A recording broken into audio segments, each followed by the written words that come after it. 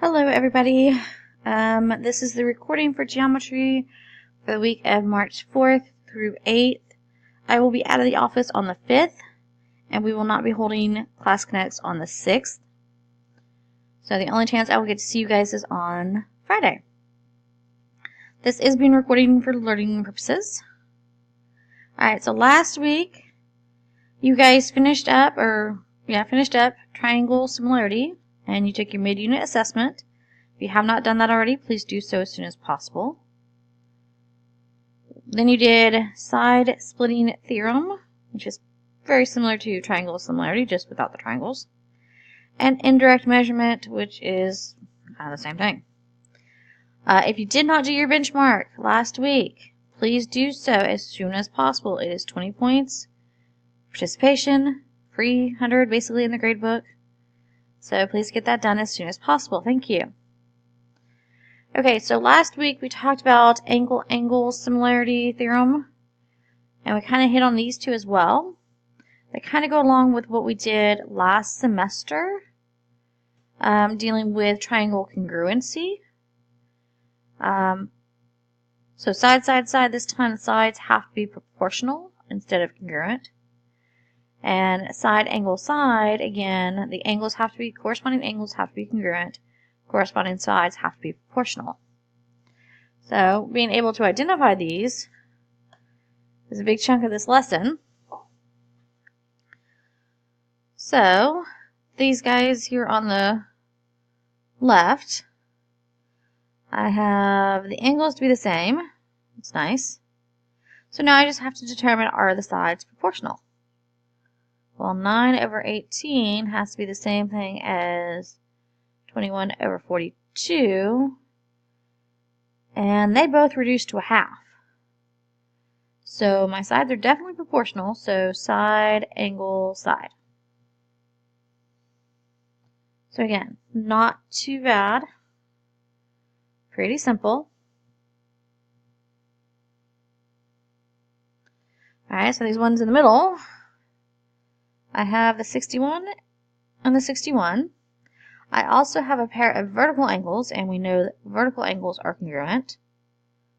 So those two are congruent, which means by default the third angles are congruent. So, angle, angle. Okay, so the ones up here at the top, again, I have vertical angles, and I'm going to put a dot instead of using lines. So this would have to be, okay, so then angle BCE would have to be the same as either F or G on the other side, and it's not. So these guys are not similar. They may look it, but according to the information I have, they're not.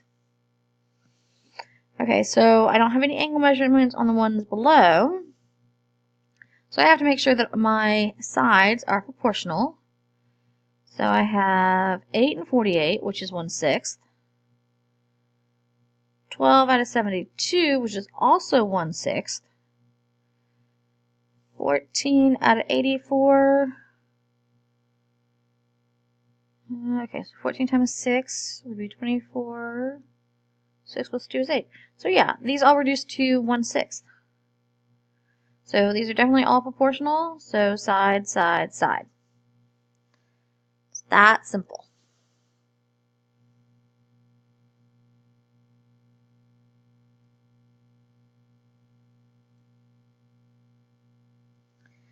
Alright, so side splitting theorem. A line parallel to one side of a triangle divides the other two sides proportionally.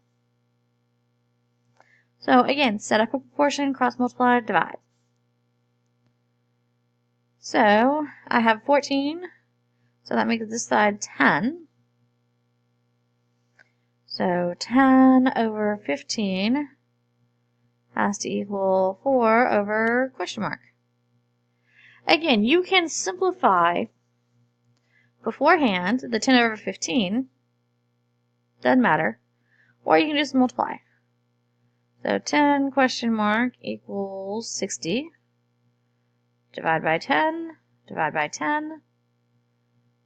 Using our algebra skills and inverse operations, we get our question mark is equal to 6. Pretty simple. Alright, so this one's a little bit harder because I do have an expression instead of just a variable.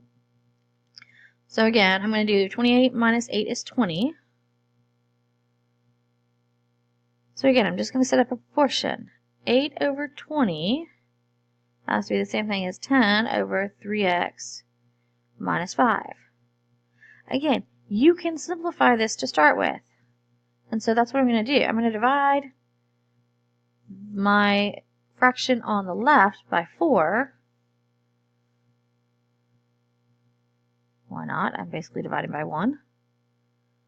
So that would get me 2/5 equals 10 over 3x minus 5. That just gets me smaller numbers, so it's easier for me to multiply in my head. So 5 times 10 is 50. And I'm going to leave that in parentheses, multiplied by 2. You can go ahead and distribute here, and that's not a problem. There's nothing wrong with it. It is extra work. It is extra steps. So I'm not going to do that. Since this is multiplication here, I'm going to use the inverse operation of division. Because 50 is divided by 2, and it makes nice pretty numbers. So again, using my inverse operations, add 5. 3x equals 30. Divide by 3. Kind of ran out of room, of course. X is 10. So x is 10, which makes this side 25. Not that it particularly asked. I think it just wanted x, but sometimes they're going to ask you for what is that side, or what is the whole entire length of the long side. Just depends.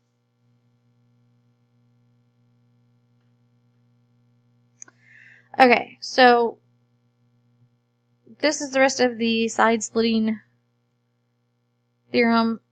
It's a two-transversal proportionality.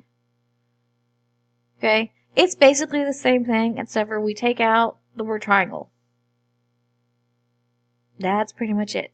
We add a couple more words, 3 or more parallel lines. Divide two intersecting transversal proportionally. So again, make a proportion, cross-multiply, divide, you're done. So I'm again looking for x here, so 10 minus 4 is 6.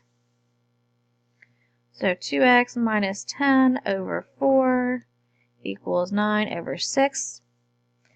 Again, 3 goes into that 3 times, 3 goes into that twice.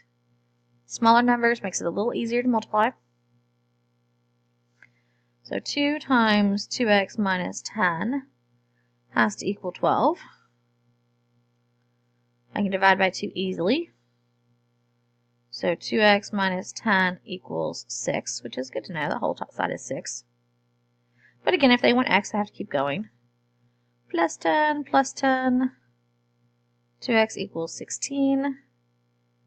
Divide by 2 to isolate the variable. X is 8. So again, pretty simple. Not a whole lot to it.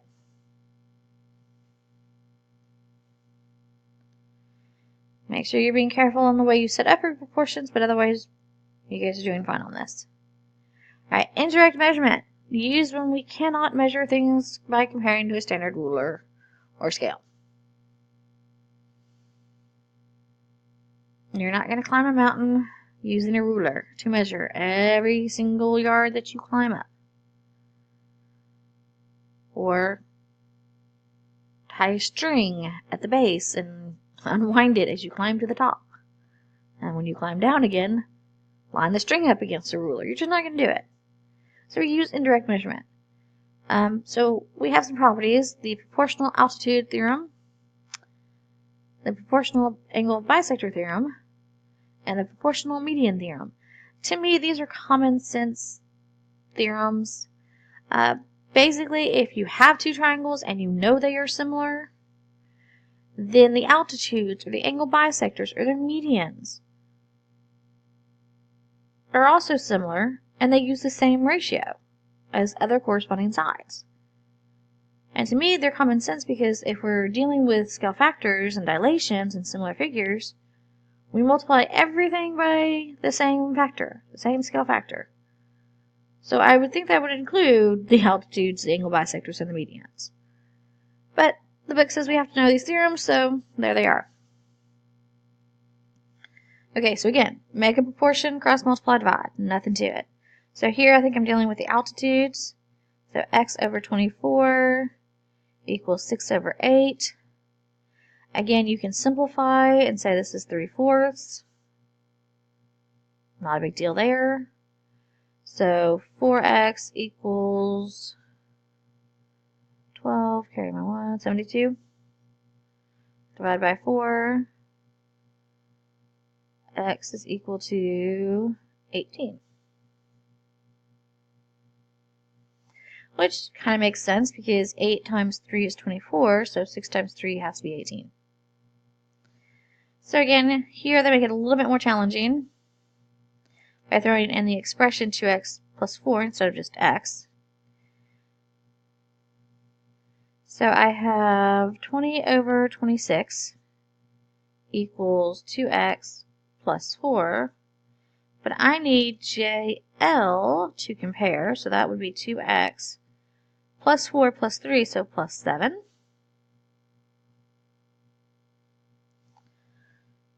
Again, cross multiply divide, I am going to simplify first. Dividing by 2, I get 10. Dividing by 2, I get 13. Again, I like small numbers. It's up to you if you want to do that or not. So 10 times 2x plus 7 has to equal 13 times 2x plus 4. Here, unfortunately, I do have to distribute. I don't have a choice. So 20x plus 70 equals 26. Oops, I forgot my x. X plus 52. I'm going to subtract 20x. I'm going to go ahead and subtract the 52 at the exact same time. Those cancel, those cancel. 6x equals 18. Divide by 6. 3 is equal to x. So then if I wanted to, I could find the lengths of LN or JL. Didn't ask me to, so I'm not going to. But just be prepared on standardized tests and things like that. That's what they like you to do. Okay, so this week, finishing up Unit 3. Yay! So this is your assignment for Monday, Tuesday, Wednesday, Thursday. And I will have a review for you before Thursday, I promise. And Friday. Again, we're going back to having a weekly USA test prep assignment. This one is 6 questions dealing with triangle, similarity, and angle. So, things we've covered already. So again, make sure you're ready for your test on Friday. And then the big news is that spring break is next week. Yay! Round of applause. Cheers. Yay! Okay, so if you are behind, this is a good time to get caught up. It's about your only time this semester to get caught up, really. Otherwise, have a fun and safe spring break. And I will see you guys after spring break.